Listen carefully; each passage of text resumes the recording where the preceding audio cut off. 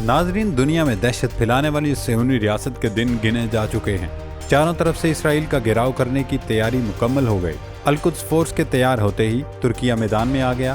ترک صدر رجب طیب اردوان نے قوم سے خطاب میں لگی لپٹی رکھے بغیر کہا کہ اسرائیل کے گلے میں پٹا ڈالنے کا وقت آ گیا ہے۔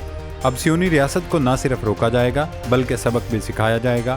ابھی تک ترکیہ مشرق وسطیٰ کی جنگ سے لا تعلق تھا، لیکن اردوان کے اس بیان کے بعد لوگوں کے کان کھڑے ہو گئے ہیں کہ آخر خطے میں کیا ہونے جا رہا ہے۔ ایرانی صدر مسعود نے روسی ہم منصب ولادیمیر پوٹن سے ملاقات کی ہے، جس میں رشیا نے ایران کو اسرائیل کے خلاف لڑنے کے لیے ہر قسم کے ہتھیار اور گولہ بارود فراہم کرنے کا وعدہ کر لیا ہے۔ یہی وجہ ہے کہ اسرائیل ایران پر حملہ کرنے میں ہچکچاہٹ کا شکار ہے۔ ایران کی جانب سے کیے گئے میزائل حملے کے جواب میں صہیونی ریاست نے ایران کی جوہری اور تیل کی تنصیبات کو نشانہ بنانے کا اعلان کیا تھا، لیکن ابھی تک اس پر عمل درآمد کی راہ میں سب سے بڑی رکاوٹ القدس فورس اور روس بنا ہوا ہے۔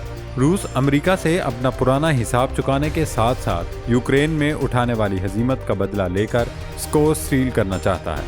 امریکہ کو بھی تشویش لاحق ہو گئی ہے۔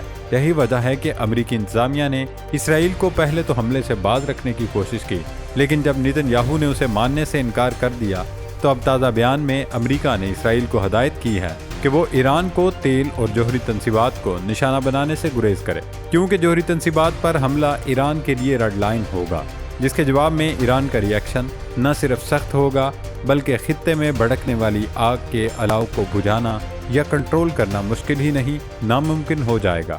دوستو، اسرائیل کے حماس اور حزب اللہ پر کیے جانے والے پے در پے حملوں کے بعد ایران پر دباؤ بڑھ رہا ہے کہ وہ اپنی رضاکار فورس لبنان میں بھیجے جو اسرائیلی فوج کو نہ صرف مقابلہ کرے بلکہ حزب اللہ کے جنگجوؤں کی تربیت بھی کرے۔ ایک اور اہم ڈیولپمنٹ آپ کے ساتھ شیئر کریں کہ حزب اللہ نے اسرائیلی ایئر ڈیفنس کمانڈ بیس پر حملہ کر کے اسے تباہ کر دیا۔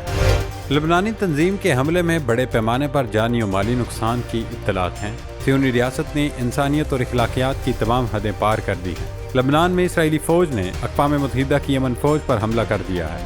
صہیونی فوج کے ترجمان ڈینیل ہیگری نے اپنے بیان میں کہا کہ اسرائیلی فوج کے حملے میں UN کے 2 فوجی زخمی ہوئے۔ انہوں نے اپنی کارروائی کی جسٹیفیکیشن دیتے ہوئے بتایا، ہماری فوج نے فوری خطرے کی نشاندہی کی اور اس کا جواب فائر سے دیا، جس دوران امن فوج کے 2 اہلکار زخمی ہو گئے۔ IDF کا دعویٰ ہے کہ اس نے واقعے سے چند گھنٹے پہلے اقوام متحدہ کے اہلکاروں کو محفوظ مقامات پر جانے اور وہاں رہنے کی تنبیہ کی تھی۔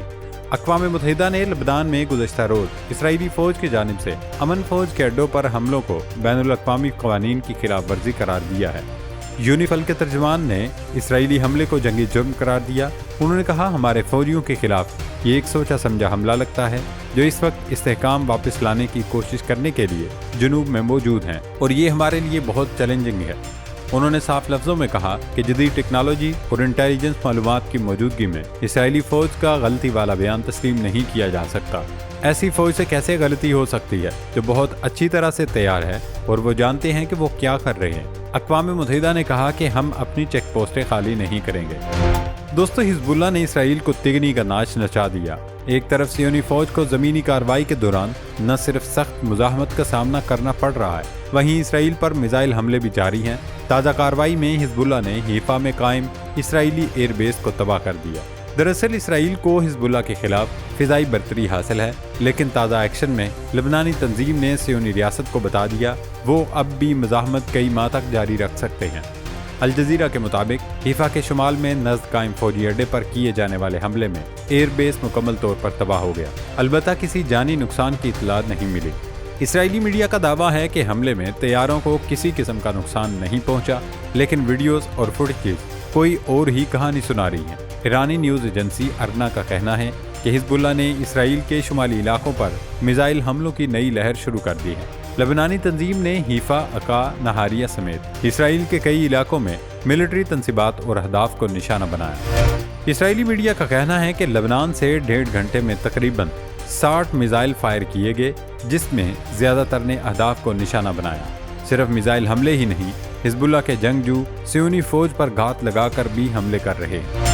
حزب اللہ کے المنار ٹی وی کا دعویٰ ہے کہ اس کے جنگجوؤں کی کارروائی میں اسرائیلی فوج لبنان کے جنوبی سرحدی علاقوں سے فرار ہو گئی، جبکہ 20 سے زائد فوجیوں کی ہلاکت کا بھی دعویٰ ہے۔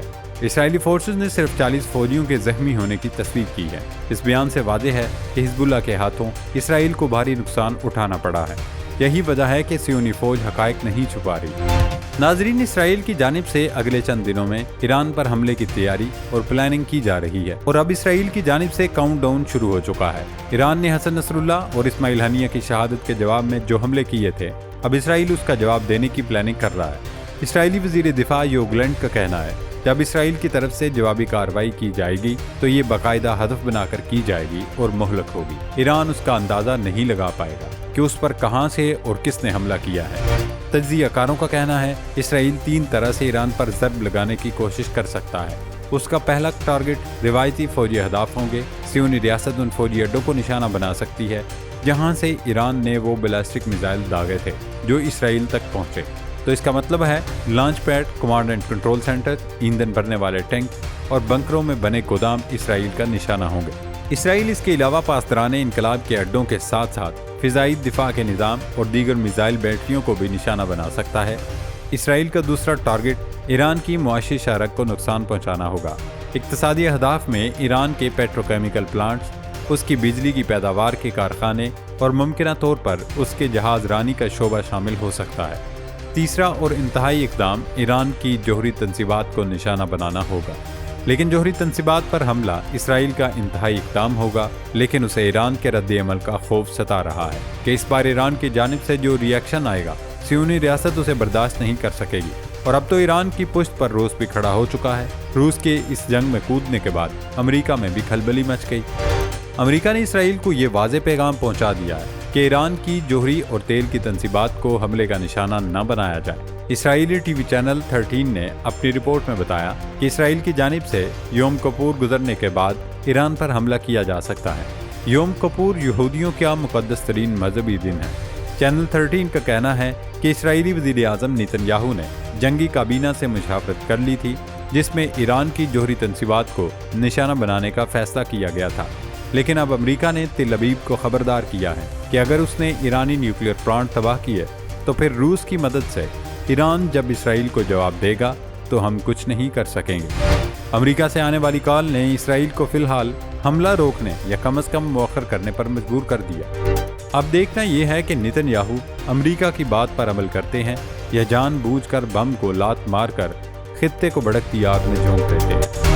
ناظرین، ایرانی صدر نے ترکمانستان میں ہونے والی عالمی کانفرنس کے موقع پر روسی صدر ولادیمیر پوٹن سے ملاقات کی ہے، جس میں دونوں رہنماؤں کے درمیان مشترکہ فوجی تعاون بڑھانے پر بات چیت کی گئی۔ روسی صدر نے اس موقع پر کہا، ہمارے تعلقات روز بروز مضبوط ہوتے جا رہے ہیں، ہمیں اس تعلق کو مزید مضبوط کرنے کی ضرورت ہے۔ ایرانی صدر مسعود نے مشرق وسطیٰ کے بحرانی صورتحال کا ذکر کرتے ہوئے کہا کہ صہیونی حکومت کسی بھی بین الاقوامی قانون اور انسانی اقدار کا احترام نہیں کرتی اور علاقے کی صورتحالی بحران سے دوچار ہے۔ ایرانی میڈیا کا دعویٰ ہے کہ صدر مسعود سے ہونے والی ملاقات میں روسی صدر نے انہیں اسرائیلی دہشت گردی کی صورت میں ہر ممکن تعاون اور مدد کی یقین دہانی کرائی ہے۔ ایرانی اور روسی صدور کی ملاقات نے تل ابیب میں کھلبلی مچا دی ہے۔ اب دیکھنا یہ ہے کہ اسرائیل ایران پر حملہ کرنے کی جرأت کرتا ہے یا پھر کڑوا گھونٹ بھر کر صبر کرتا ہے۔